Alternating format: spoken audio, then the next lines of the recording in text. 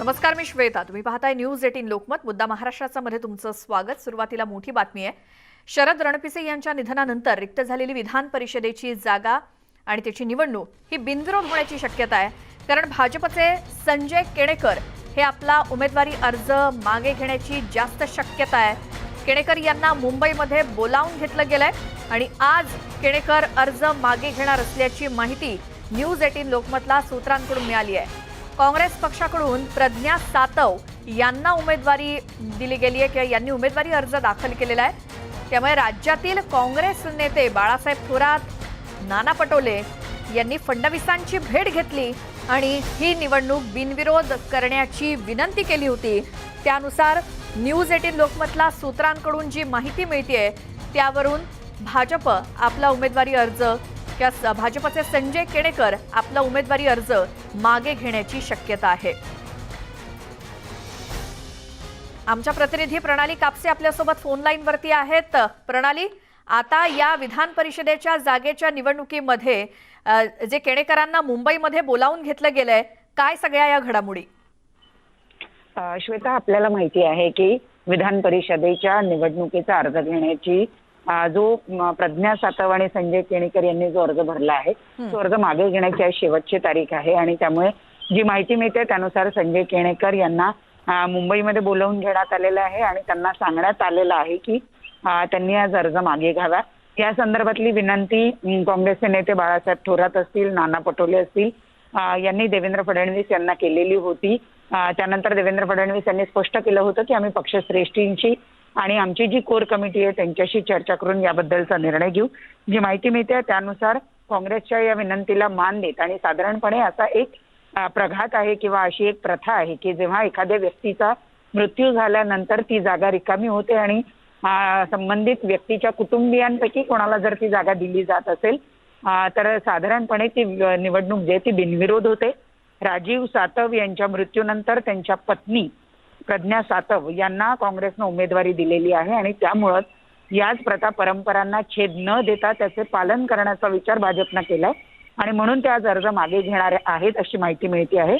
थोड्या वेळात ते विधानभवन परिसरात पोहोचतील अशी माहिती मिळते आहे आणि त्यानंतर पुढील गोष्टी स्पष्ट होतील. श्वेता जी, प्रणाली आणि केणेकर हे मुंबईमध्ये येतील आणि त्याचबरोबर त्यांना भेटण्यासाठी जे बोलावण्यात आलेलं आहे त्यांची कोणाशी भेट होईल आणि त्यानंतर कधीपर्यंत ते अर्ज मागे घेऊ शकतात? जी माहिती मिळते त्यानुसार 11:30 वाजेच्या सुमारास ते विधान भवन परिसरात येतील आणि अर्ज मागे घेतील. पक्षाच्या वतीनं त्यांना केवळ मेसेज दिला जाईल. आज भाजपच्या अनेक घडामोडी आहेत, पत्रकार परिषद आहेत, आंदोलन आहेत. त्यामुळे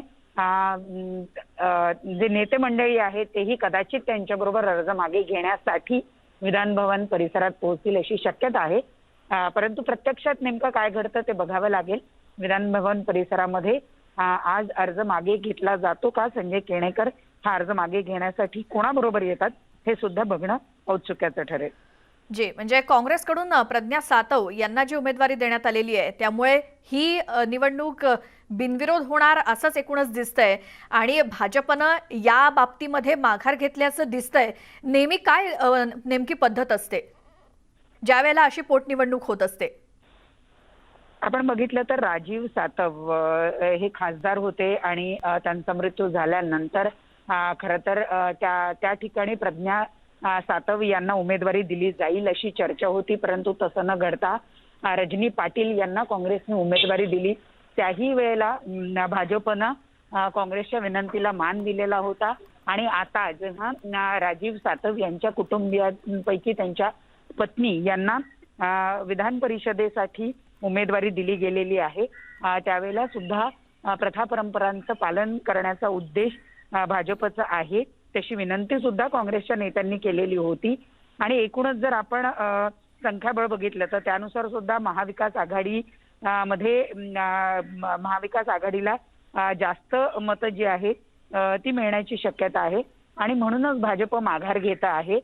एकीकडे प्रथा परंपरांचं पालन करायचं आणि दुसरीकडे जी हार होण्याची शक्यता आहे ती सुद्धा टाळायची आणि निवडणूकच बिनविरोध करायची असा या दोन्ही पक्षांनी निर्धार केलेला दिसून येतोय आणि म्हणूनच भाजप आज आपला अर्ज मागे घेण्याची शक्यता आहे. जी. प्रणाली, धन्यवाद या सगळ्या माहितीसाठी आणि यातले अपडेट सुद्धा आपण घेत राहू. केणेकरांना सध्या मुंबईमध्ये बोलावण्यात आलेलं आहे. त्यानंतर पक्षाकडून त्यांना सांगितलं जाईल आणि मग केणेकर कधी आपला उमेदवारी अर्ज मागे घेतात या संदर्भातली माहिती आपण घेत राहू. आता राज्यासाठी 3 महत्त्वाच्या बातम्या आहेत. यातली पहिली बातमी आहे राज्यातील एसटी कर्मचाऱ्यांच्या संपाची. मुंबई हायकोर्टामध्ये एसटी कर्मचाऱ्यांच्या संपावरती आज सुनावणी होणार आहे. त्यामुळे या संपाबाबत कोर्ट काय भूमिका घेणार याकडे लक्ष लागलेलंच आहे. तर दुसरी बातमी आहे ज्ञानदेव वानखेडे आणि नवाब मलिक यांच्याबाबतची. ज्ञानदेव वानखेडेंनी मलिकांवर अब्रू नुकसानीचा खटला दाखल केलाय आणि या संदर्भात आज सुनावणी आहे. मुंबई उच्च न्यायालय या संदर्भात सुनावणी घेईल. तर तिसरी बातमी आहे परमबीर सिंग यांच्याबाबतची. अटकेपासून संरक्षण मिळावं यासाठी सुप्रीम कोर्टात परमबीर सिंग यांनी याचिका दाखल केली आणि त्यावरती सुप्रीम कोर्टात आज सुनावणी होणार आहे.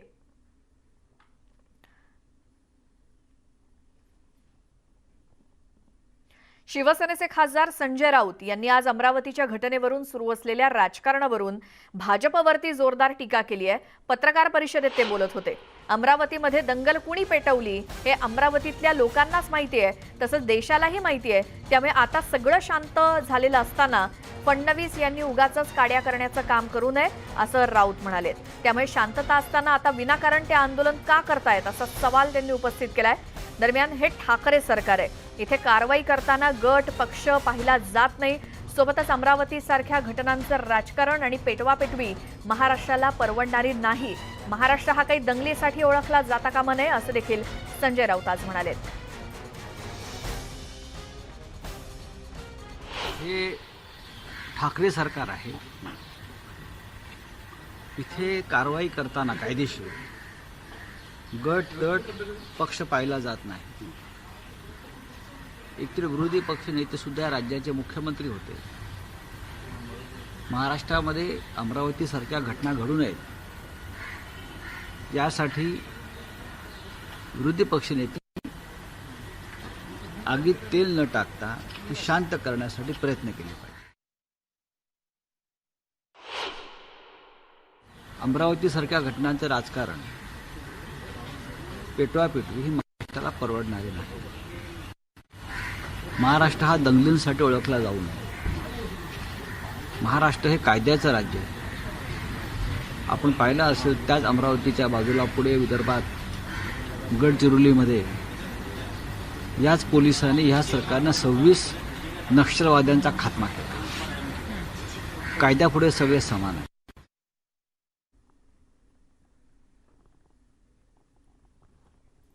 आणखी एक महत्त्वाची बातमी ती म्हणजे ग्रुप कॅप्टन अभिनंदन यांचा वीरचक्र पुरस्कारानं सन्मान केला जातोय. पाकिस्तानचं F-16 फायर जेट पाडण्याची ऐतिहासिक कामगिरी अभिनंदन यांनी केली होती.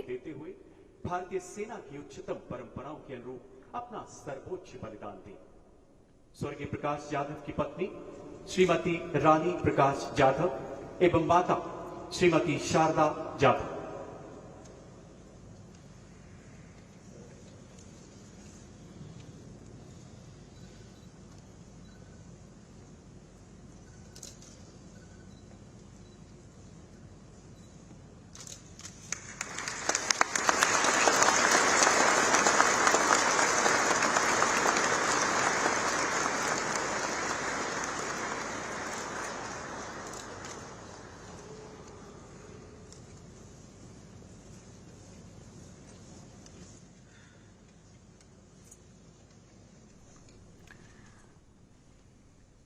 नवी दिल्लीहून आमचे प्रतिनिधी प्रशांत लीला रामदास आपल्यासोबत फोनलाईन वरती आहेत.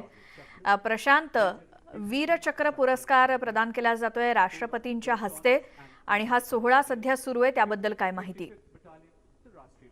महत्व म्हणजे जर बघितलं आज राष्ट्रपती भवनामध्ये भव्य दिव्य सोहळा होत आहे.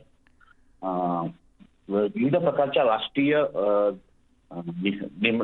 दल असो, लष्कर असो किंवा हवाई दल असो, या सगळ्यांच्या यामध्ये ज्या पद्धतीनं शौर्य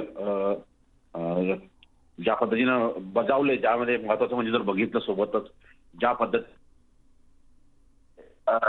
पद्धतीनं अभिनंदनने आपली मोठी एक प्रकारची कामगिरी केली होती, त्या कामगिरीच्या निमित्ताने आणि त्या संपूर्ण याच्यात बघितलं आपण तर अभिनंदननी ज्या पद्धतीने एक प्रकारे जो महत्वाचा म्हणजे पाकिस्तानच्या विमानाला F-16 जे विमान होतं पाकिस्तानचं त्याला ते हवेत त्यांनी त्याला त्या विमानाला त्याला नष्ट केलं होतं. ही फेब्रुवारी 2019च्या 27 ची घटना आहे ज्यावेळेस विंग कमांडर ज्या सध्या त्यांना सध्या ग्रुप कॅप्टन हे पद देण्यात आले अभिनंदन वर्धमान त्यांना देखील आज वीरचक्र देण्यात येणार आहे. राष्ट्रपती रामनाथ कोविंद यांच्या हस्ते भव्य दिव्य कार्यक्रमात जो दरबार हॉल आहे राष्ट्रपती भवनातील त्या कार्यक्रमात हा वीरचक्र प्रदान करण्यात येणार आहे. सोबतच जर बघितलं याशिवाय इतरही जवानांना वीरचक्र काहींना शहीद झाल्यानंतर जे जवान आहेत त्यांना देखील ज्यामध्ये स्नायपर जे आहेत प्रकाश जाधव यांना कॉप इंजिनिअरिंगच्या त्या दरम्यान त्यांनी ज्या पद्धतीनं त्याला कीर्तीचक्र देण्यात आहे त्यानंतर आणि त्यांनी ज्या पद्धतीनं जम्मू काश्मीरच्या म्हणजे हे ऑपरेशनमध्ये जे टेररिस्टला न्यूट्रलाइज करण्यामध्ये खास करून जे दहशतवादी आहेत दहशतवाद्यांना न्यूट्रलाइज करण्यामध्ये ज्यांची प्रमुख भूमिका बजवली त्याबद्दल त्यांना आज स्नायपर प्रकाश जाधव जे आहेत त्यांना मृत्यूनंतर शहीद झाल्यानंतर आज त्यांना भारतातील दुसऱ्या क्रमांकाचा हायेस्ट जो गॅलंट्री अवॉर्ड आहे कीर्तीचक्र तो देण्यात येत आहे. स्टुडिओ जी आणि याच पुरस्कारांचं वितरण सध्या राष्ट्रपती भवनामध्ये सुरू आहे. राष्ट्रपतींच्या हस्ते नवी दिल्लीतली ही थेट दृश्य आपण पाहतोय आणि यामध्ये महत्त्वाची गोष्ट म्हणजे ग्रुप कॅप्टन अभिनंदन वर्धमान ज्यांनी फेब्रुवारी 2019 मध्ये पाकिस्तानचं F-16 फायटर जेट पाडण्याची ऐतिहासिक कामगिरी केली होती. त्यांना देखील वीरचक्र पुरस्कारांना सन्मानित केलं जात आहे आणि आमचे प्रतिनिधी प्रशांत लीला रामदास हे आपल्या सोबत फोन लाईनवरती आहेतच. प्रशांत, ही राष्ट्रपती भवनातली जी दृश्य आपण सध्या थेट दाखवतोय पंतप्रधान उपस्थित आहेत आणि सगळे केंद्रीय नेते मंडळी उपस्थित आहेत आणि या सगळ्यांच्या उपस्थितीत या पुरस्कारांचं वितरण आणखी कोणकोणती अशी नावं प्रामुख्यानं सांगाल की ज्यांच्या कामगिरीसाठी त्यांना आता गौरवलं जात आहे? महत्वाचं म्हणजे जर बघितलं आपण ज्या पद्धतीने संपूर्ण जर परिसर बघितला तर यामध्ये एकीकडे मेजर विभूती शंकर डोंडियाल यांना देखील शौर्यचक्र त्यानंतर देण्यात येणार आहे. पोस्ट माउसली हे देण्यात येणार आहे. त्यांनी एक प्रमुख भूमिका जे 200 किलोचं एक्सप्लोजिव्ह जे आहे मटेरियल जे आहे ते 5 दशलक्षाकडून रिकव्हर करण्यामध्ये त्या ऑपरेशनमध्ये प्रमुख भूमिका बजावली जशी मेजर विभूती शंकर डोंडियाल यांना मृत्यू पश्चात त्यांना शौर्यचक्र प्रदान करण्यात येणार आहे. त्यानंतर नायब सुभेदार सोमवीर यांना देखील शौर्यचक्र मृत्यू प्रसाद देण्यात येणार आहे. त्यांनी A+ कॅटेगरीचा जो दहशतवादी आहे त्याला जम्मू काश्मीरच्या ऑपरेशनमध्ये थेट त्याला ठार केलं होतं. त्यांना देखील नायब सुभेदार सोमवीर यांच्या कुटुंबियांना हे शौर्यचक्र देण्यात येणार त्याच्या मृत्यूपर्यंत.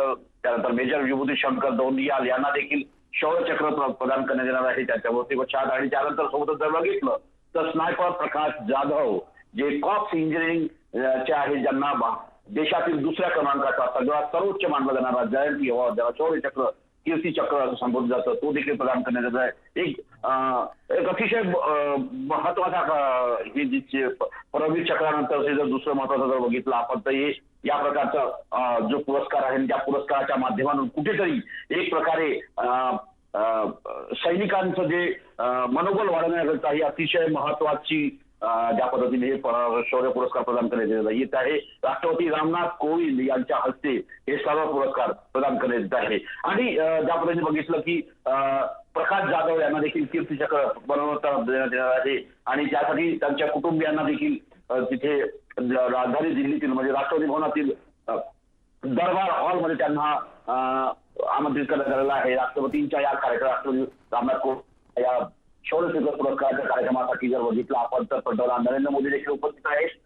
त्यानंतर इतरही महत्वाचं जर बघितलं आपण तर अनेक महत्वाचे गणमान्य लष्कर प्रमुख उपस्थित आहे. त्यानंतर हवाई दलाचे प्रमुख उपस्थित आहे. त्यानंतर नौसेना प्रमुख उपस्थित आहे. असा हा भव्य दिव्य कार्यक्रम आहे ज्या भारताच्या शौर्य सैनिकांना ज्यांनी आपली कामगिरी गेल्या वर्षभरात बजावलेली आहे आणि त्यांनी ज्या पद्धतीनं संपूर्ण ही कामगिरी जी आहे या कामगिरीच्या माध्यमातून अनेकांना प्रेरणा मिळावी अशा प्रकारचा हा कार्यक्रम आहे. यानंतर परम विशिष्ट सेवा मेडल जे आहे ते देण्यात येत आहे आणि त्या परम विशिष्ट सेवा मेडलसाठी राष्ट्रपती रामनाथ कोविंद यांनी ज्या पद्धतीने कारवाई करणारे सैनिक आहे, जवान आहे, त्यांच्यासाठी या परम विशिष्ट सेवा मेडल देण्यात येतं. एक प्रकारचे भव्य दिव्य कार्यक्रम सुरू झालेला आहे. दहशतवाद्यांना निष्पक्ष केल्याबद्दल अनेक शौर्य पुरस्कार दिले जातात. जम्मू काश्मीरमध्ये गेल्या काही वर्षापासून त्या पद्धतीने कारवाई लष्कराच्या वतीने, भारतीय लष्कराच्या वतीने सुरू असतं आणि त्या कारवाईमध्ये अनेकांना शहीद देखील व्हावं लागतं. अशावेळी एक प्रकारे या सगळ्यांचा सन्मान व्हावा आणि त्याची कामगिरी या संपूर्ण जगाला कळावी यासाठी हे पुरस्कार दिले जात आहे. आता त्यानंतर जे परमविशिष्ट सेवा मेडल आहे ते देखील दिलं जात आहे. त्यांनी आपली अतुलनीय सेवा आपल्या लष्करासाठी असो किंवा हवाई दलासाठी असो किंवा वायुसेनेसाठी असो जे केलेली आहे त्यासाठी त्यांना परम विशिष्ट सेवा मेडल दिले जातात आणि त्या पुरस्काराचं वितरण सध्या आता सुरू आहे राष्ट्रपती भवनातील दरबार हॉलमध्ये. शुभ जी प्रशांत, धन्यवाद तुम्ही दिलेल्या या सगळ्या माहितीसाठी. थेट दृश्य आपण पाहतोय, तुम्ही सांगितल्याप्रमाणे या सगळ्या सैनिकांचं मनोबल वाढवण्यासाठी म्हणून राष्ट्रपतींकडून त्यांना हे प्रोत्साहन दिलं जातं. आणि खास गोष्ट सांगायची म्हणजे अभिनंदन वर्धमान ज्यांनी फेब्रुवारी 2019 मध्ये ज्या काही कारवाईमध्ये F-16 हे फायटर जेट पाकिस्ताननं पाडण्याची ऐतिहासिक कामगिरी केली होती, ते त्यावेळी जे विंग कमांडर होते आणि त्यांचं त्यानंतर प्रमोशन ग्रुप कॅप्टन म्हणून झालंय, त्यांना देखील वीरचक्रानं सन्मानित केलं जातंय.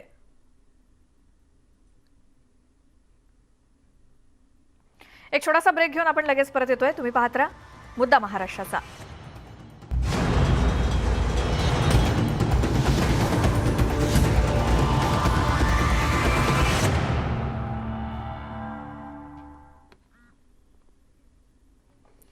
ब्रेकनंतर बुलेटिनमध्ये तुमचं स्वागत. आणि भारताचा स्वदेशी शॉर्ट व्हिडिओ शेअरिंग ॲप चिंगारीनं क्रिप्टो सोशल टोकन गारीसोबत क्रिप्टोकरन्सी बाजारामध्ये धमाकेदार पदार्पण केलंय आणि सुपरस्टार सलमान खान या चिंगारीचा ब्रँड अँबॅसिडर आहे.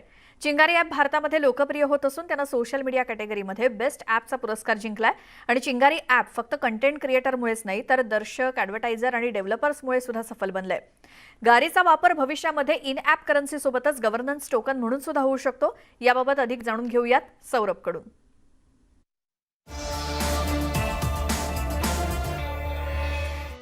ये कंटेंट क्रिएटर या इन्फ्लुएंसर ये कोई जॉब है, कोई वर्क प्रोफाइल है, इसको कोई सीरियसली नहीं लेता है. इसके दो सबसे बड़े रीज़न हैं. पहला, कंटेंट मोनेटाइजेशन की स्टेबिलिटी नहीं है और दूसरा, आगे चल के क्या होगा किसी को कुछ नहीं पता.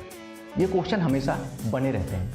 अब गारी टोकन की वजह से क्रिएटर्स को कंटेंट मोनेटाइजेशन की स्टेबिलिटी मिल रही है और सारे क्रिएटर्स को सब्सटेंशियल अमाउंट कमाने का गारी टोकन की वजह से मौका मिल रहा है. तो लोकल मार्केट में जो ट्रेंड चल रहा है उसको छोड़ के अब क्रिएटर कुछ सीरियस, कुछ अच्छे कंटेंट क्रिएट कर सकता है और आगे चल के इसमें उसका फ्यूचर है, ये अब देख सकता है.